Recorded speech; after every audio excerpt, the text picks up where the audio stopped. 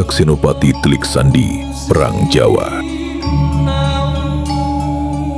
Episode 3, Kiai Ronostiko, Masjid Damarjati dan Masjid Al-Atiq.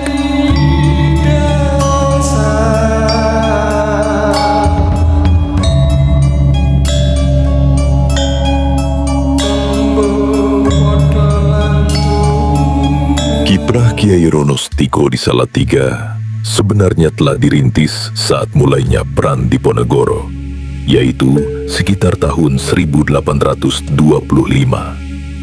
Kiai Ronostiko bersama rombongannya membabat hutan di suatu wilayah. Pada pembabatan hutan tersebut, Ronostiko menemukan pohon suruh yang sangat lebat sekali merambat di pohon watu-wadang yang juga sangat besar dan tinggi, sehingga mengakibatkan sekelompok orang itu heran dan kagum. Akhirnya menimbulkan kesepakatan apabila nantinya menjadi sebuah wilayah atau desa, wilayah tersebut dinamakan Suruh Wadang.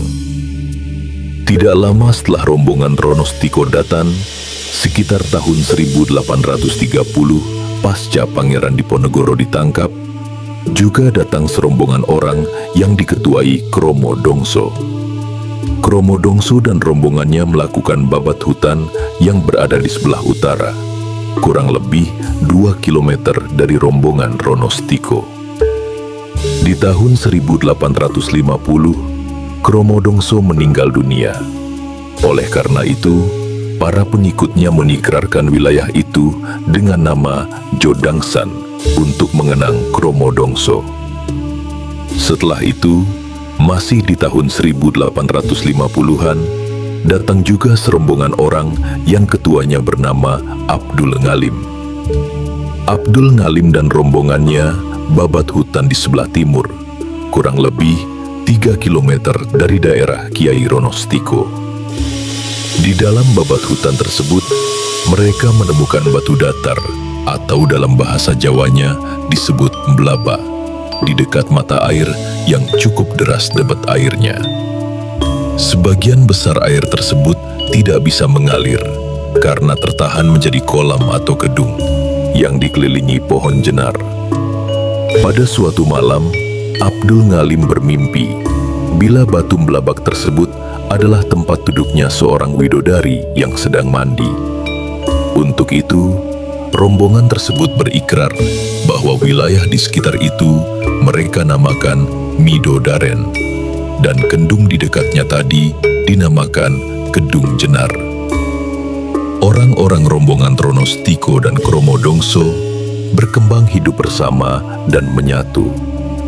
Di samping itu, juga banyak pendatang-pendatang berikutnya. Mayoritas pendatang berasal dari Jawa Tengah, Pacitan, dan Ponorogo. Terasingkannya Pangeran Diponegoro pada tahun 1830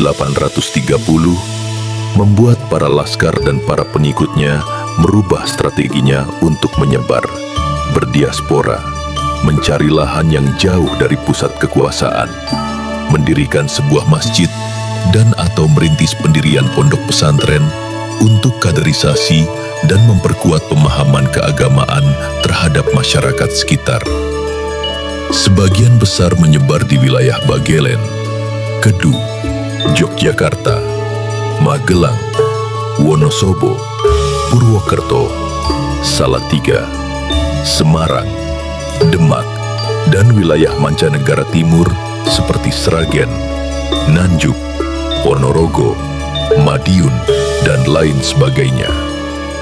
Strategi perjuangan baru memang akan memakan waktu lama dan akan dituai generasi penerusnya. Setelah Pangeran Diponegoro ditangkap, mereka menyebar dan mendirikan basis-basis perlawanan dengan mendirikan masjid dan pesantren jauh dari pusat-pusat tangsi Belanda. Beberapa pondok pesantren tua di Jawa, terutama Jawa Timur, menyimpan kronik-kronik sejarah ini. Pada akhir perang, para kiai pengikut Pangeran Diponegoro berkumpul dan bersepakat untuk merubah arah perjuangan mereka. Dari perang fisik menjadi perjuangan di bidang pendidikan. Mereka berpencar untuk menyebarkan pendidikan Islam di berbagai penjuru mata angin. Satu komitmen mereka adalah adanya penanda di lokasi masing-masing sebagai perwujudan semangat persatuan dan perlawanan terhadap kemungkaran. Penanda itu adalah adanya 2 pohon sawo di depan tinggal masing-masing. Pohon sawo ini adalah filosofi dari kalimat sawu sufu fakum, yang artinya rapatkan barisanmu. Nampaknya mereka mengacu pada hadis Rasulullah dari Anas bin Malik dari Nabi Muhammad Sallallahu Alaihi Wasallam. Beliau berkata, sawu sufu fakum, fa inna taswiyatas suhuf min iqamatis sholat.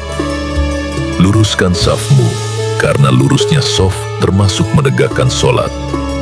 Hadis riwayat Bukhari dalam Kitabul Adzan.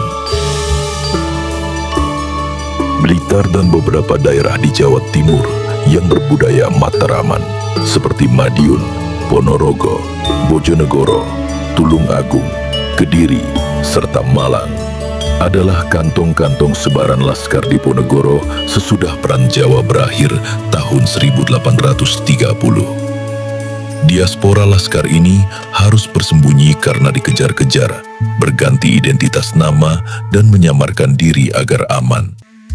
Menanam sawo kecik maupun pohon belimbing di sebelah rumah adalah kode tersendiri bagi para diaspora laskar Diponegoro.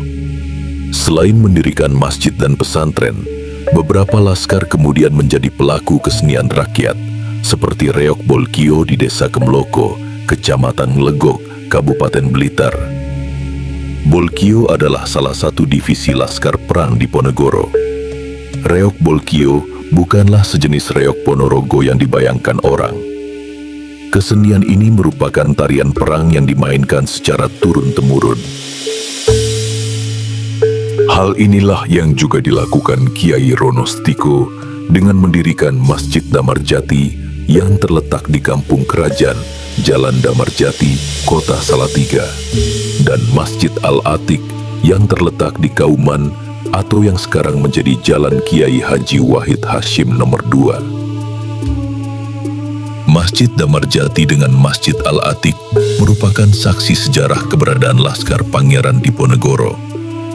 Bila Masjid Al-Atiq didirikan oleh Kiai Ronostiko yang juga merupakan Laskar Pangeran Diponegoro, sebaliknya Masjid Damarjati juga dibangun Kiai Ronostiko bersama Kiai Sirojudin tahun 1826, yang tak lain adalah sahabat Kiai Ronostiko.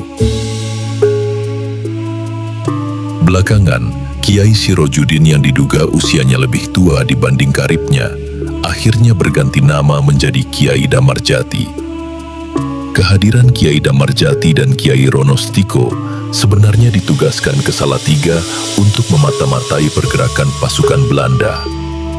Salatiga saat itu menjadi basis militer pemerintahan kolonial. Agar aktivitasnya tidak dicurigai pihak penjajah, dua sahabat itu berpisah.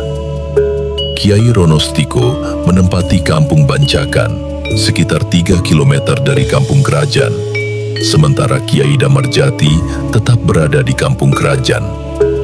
Untuk memuluskan perlawanannya dalam melawan pasukan kolonial, duet Kiai Damarjati dan Kiai Ronostiko mendirikan musola yang kemudian menjadi Masjid Damarjati. Selain berfungsi sebagai tempat ibadah, musola juga dimanfaatkan guna menyusun strategi perang gerilya. Sementara Kiai Ronostiko membangun Masjid Al-Atiq usai perang Diponegoro berakhir. Karena Kiai Ronostiko pergi dari kampung kerajaan inilah yang membuat nama Kiai Damarjati lebih banyak dikenal sebagai pendiri Masjid Damarjati.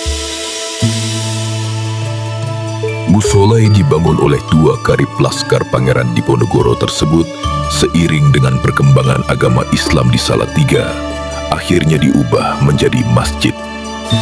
Untuk mengenang jasa Kiai Damarjati, namanya diabadikan sebagai nama jalan sekaligus nama masjid.